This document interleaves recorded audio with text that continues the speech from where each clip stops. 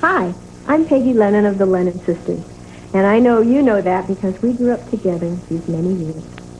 I'm here in one of the beautiful villas on the green at the Welk Resort, San Diego, inviting you to share some musical memories with me on this week's Lawrence Welk Show, first broadcast in 1967.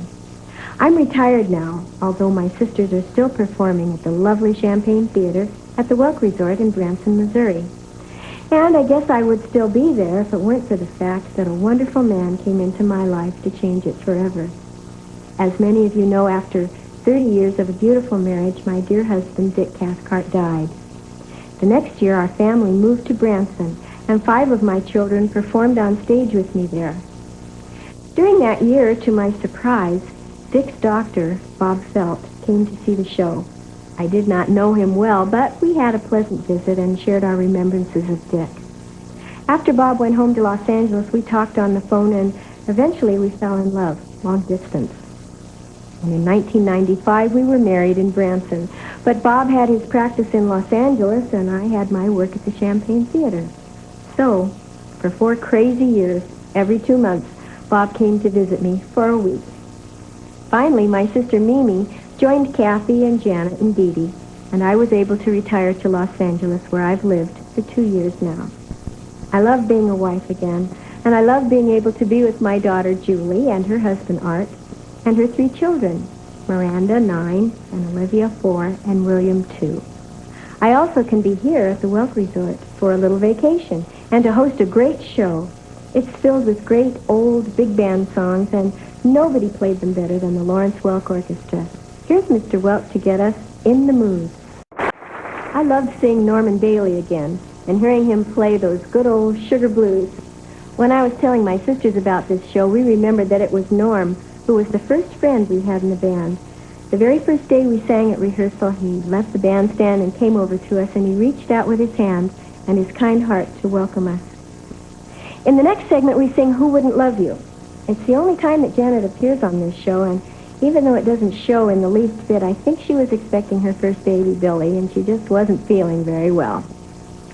And I think you'll also get a chuckle out of Bob Ralston's impression of the band leader and show host, Kay Kaiser.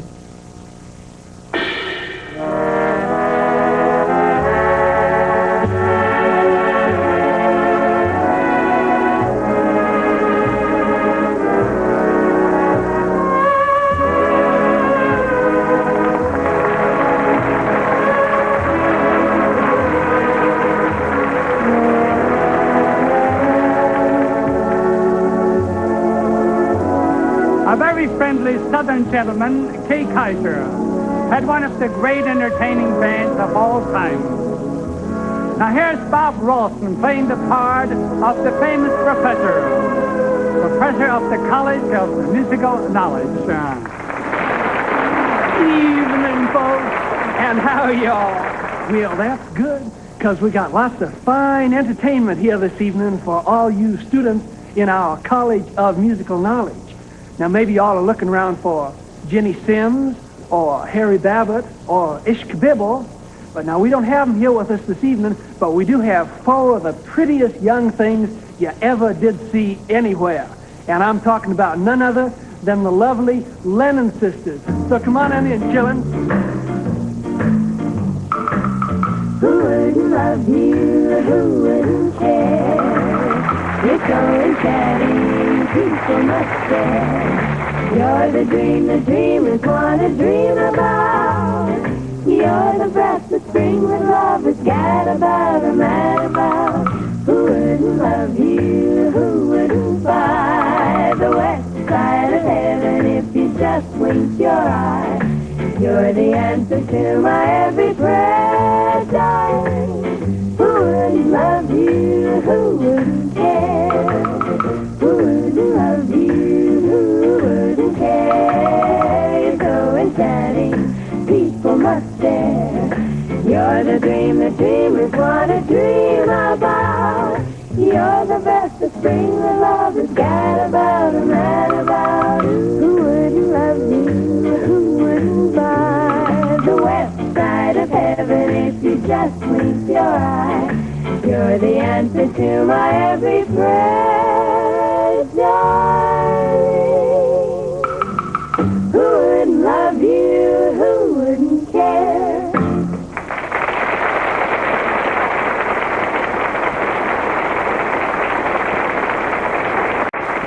The man who was whistling Heartaches, Muzzy Marcelino, was a wonderful musician whose band played in the Los Angeles area. And when my sisters and I sang for dinner parties or conventions or benefits, Muzzy's band usually played for us. He was so talented, played the accordion beautifully, and had a great sense of time. In fact, we never had to rehearse with Muzzy. He'd just look at the music, talk it over with his band, and play it to perfection. In the next segment, I get to sing Oh Johnny, a song made famous by wee Bonnie Baker. I had a chance to use my tiny voice, and it was great fun. You will see my husband, Dick Cathcart, playing trumpet behind me. Now, here's that great Lawrence Welk band again. I might tell you, folks, that our musical supervisor, George Cade, used to play and arrange for Russ Morgan for many, many years. One of the top attractions in the Midwest used to be the very popular band Oran Tucker. His featured singer was a cute girl with a very original style. We're going to call on Peggy Lennon to give us her impression of wee Bonnie Baker. And one thing about the Lennon girls, when we give them something special to do, they really come through.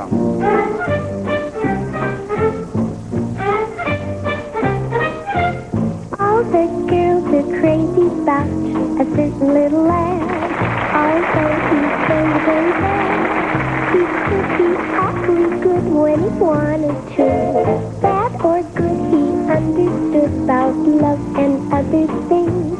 For every girl in town followed him around just to hold his hand and say, oh, Johnny, how you can love. Oh, Johnny, heavens above, you make my sad heart jump with joy.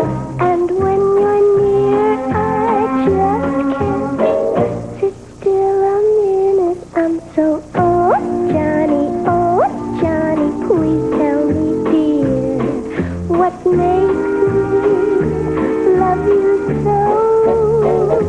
You're not handsome, it's true, but when I look at you, I just, oh, Johnny, oh.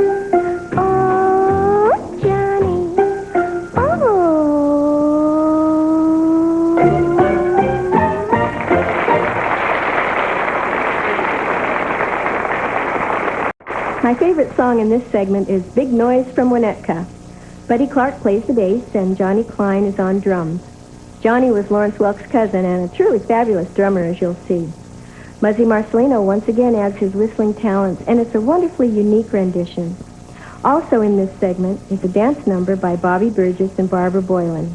Her dress, with its half-dozen crinoline petticoats, brought back a lot of memories of our early days on the Lawrence Welk Show, when Alice Lawn let us borrow her beautiful dresses to wear to our proms. In the next segment, we'll get a kick out of Joanne Castle playing her famous Boogie Woogie. What a gal.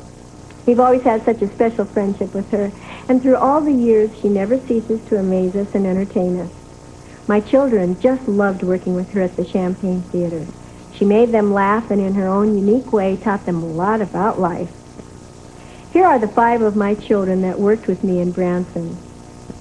My oldest son, Chris, and his beautiful wife, Lori, still perform at the Champaign Theater. And their son, Jack, is 3 years old, and his grandma misses him very much. My second son, Joe, has returned to Los Angeles and works for a retail toy company and plays his wonderful guitar music with local bands.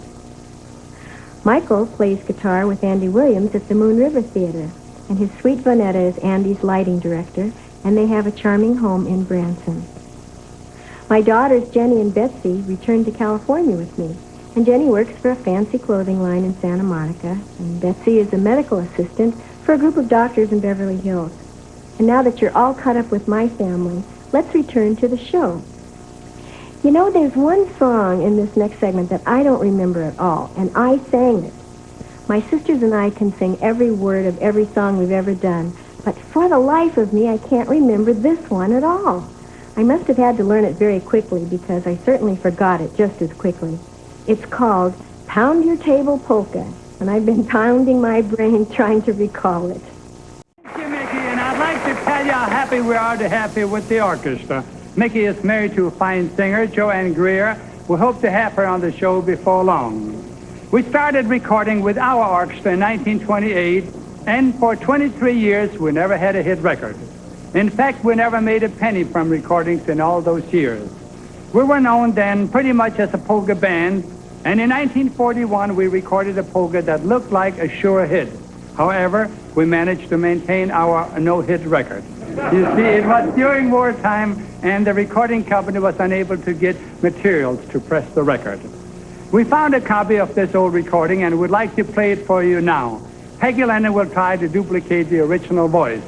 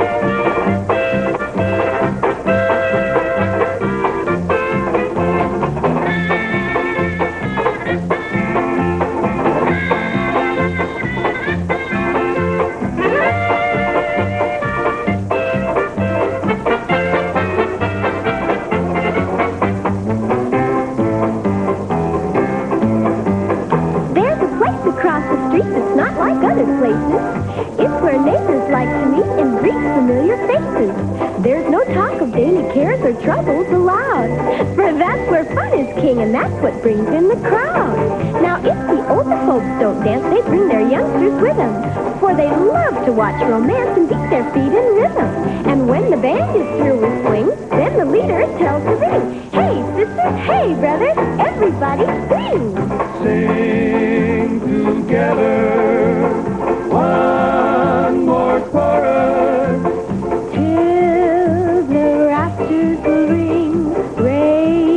Your voices and sing. One more chorus, if you're for us. Join us all in a song. Give the band a helping hand and come along.